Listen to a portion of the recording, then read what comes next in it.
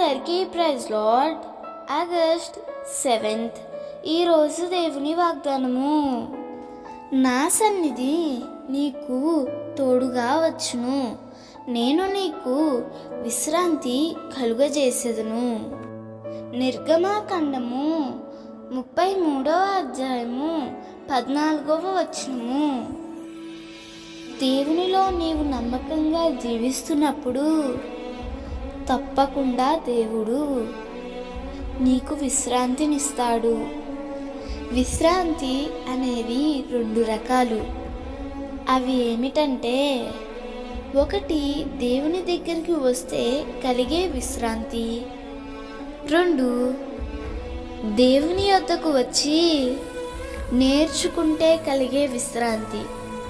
అవి ఏమిటంటే దీన మనసు, సాత్వికము, ప్రేమ, దయ.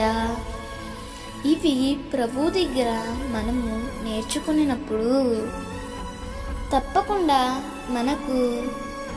మన హృదయాలకు విశ్రాంతి కలుగుతుంది. దేవుని విశ్రాంతి మనకు కలగాలంటే ఆయన సన్నిధి మనకు అవసరం. ఆయన సన్నిధి మనతో ఉండాలంటే ఆయన దగ్గర మనము తప్పకుండా నేర్చుకోవాలి.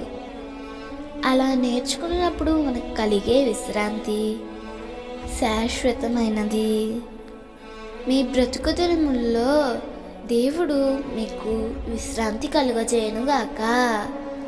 ఆమేన్.